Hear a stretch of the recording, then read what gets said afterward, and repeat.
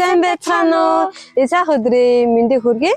За тэгээд өнөөдрийн блогер охин бит хоёр Хятадд бага сургууль ямар хөө байдаг вэ? Сургалтын төлбөр хэд байдаг вэ? За тэгээд ямар сургууль гадаад хүүхдэд явах боломжтой вэ? Талаар та бүдтэй хуваалцъя.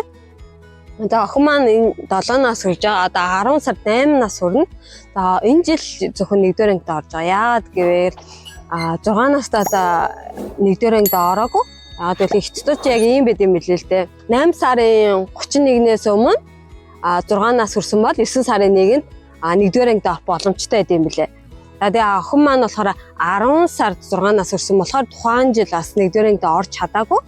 За тэгээд бас 4 жил бас орж чадаагүй. Яагаад гэвэл 4 жил бид 3 Монгол яваад виза хөөцөлтөө 7 сарын 9-нд буцаад ирсэн чинь бүх сургуулиудын бүртгэлэн дууссан. Тэгээд бас орж чад. За энэ жилээс тэгээд бүр сургуулийн эрт хөөцөлтөөд энэ жил заавал 9 сарын 1 сургуульд нь оруулна гэд сургуулиудыг судалж эхэлсэн л дээ.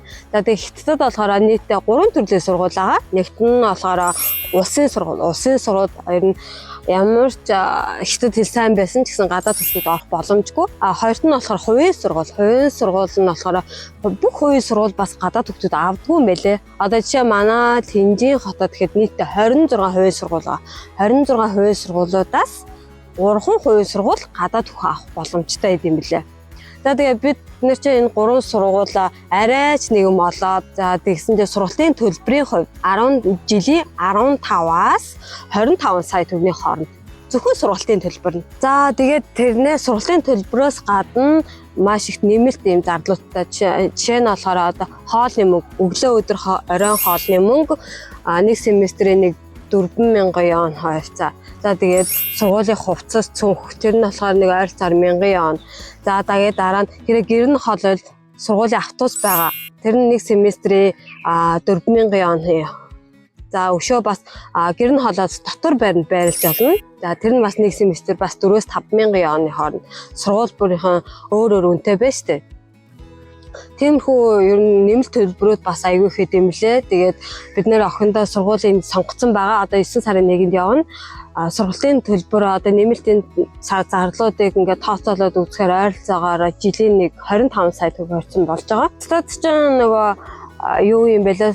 Сургалтын систем нь болохоор бага сургууль 6 жил, дунд сургууль 3 жил, тэгээ ахлах сургууль 3 жил гэсэн нийтдээ 12 жилийн сургалтын системтэй. Тэгээд одоо бага сургууль, дунд сургууль, ахлах сургууль гэдэг дээшлэх тусмаа сургалтын төлбөр нь үнэтэй бол авчтай юм лээ.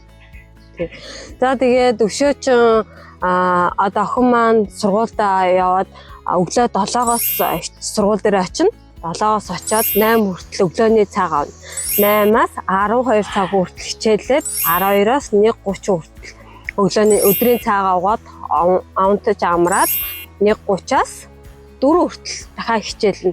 4-өөс оройн хоолоо идчихэд 4:30-аас 6-гийн хооронд дахиад хичээлтэй. Тэгээд нийтдээ 7-оос 6-орой 6 хүртэл сургууль дээр байна гэсэн үг шүү дээ. Тэгээд сургуулийн систем тэгээд нэмэлт бүжиг, таквондо усан сэлэд, усан өсрэлт гэсэн маш их гой сургалтын системтэй маш гой сургууль бидний сонгосон байгаа охиндоо. Өөрийнхөө сонирхолтой тохирсон сургууль маш сонгосон байгаа. За тэгээд өшөө бас сургуультай бүртгүүлэхийн тулд маш олон бичиг баримтууд хэрэгтэй юм билээ л дээ. За тэгээд жишээ нь болохоор гадаад паспорт, уг хугацааны виз, оршин суух тодорхойлолтой болохоор нөгөө юунаас авдаг? Оршин суух газрын цагдаагийн газраас авдаг.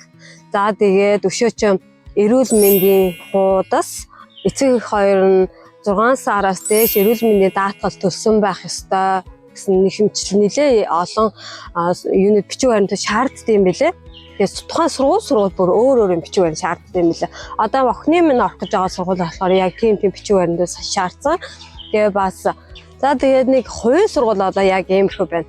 За тэгээд өшөө 3-т нь болохоор юу штэ олон улсын сургууль. Хятадаар бол Жишвэша буюу олон улсын сургууль. Олон улсын сургууль нь болохоор ямар ч бүх орны гадаад хүүхдүүд орох боломжтой байдаг. Сургалтын төлбөрөө нэлээд үнэтэй.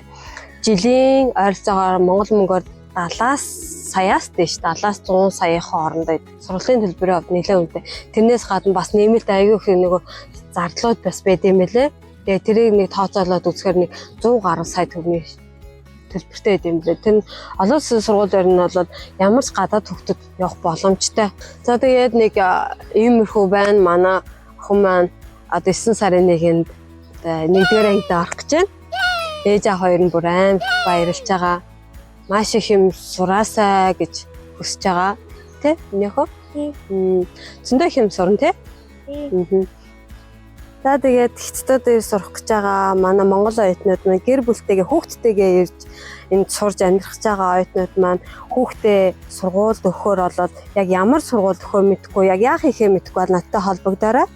Би энэ та эдтэй чадах чинээгээр бас туслах болно гэж хэлмээр байна. За тэгээд өнөөдрийн влог маань ингээд дуусч байна. Дараагийн влогоор уулзцгаая. Өнөөдөр манай Тэнжээ хотод ингээ бороо ороод бид хоёр гадаа ингээ бороонд влог хийж байна. За тэгээ бидний дэмжээ subscribe дараарай. Баяртай.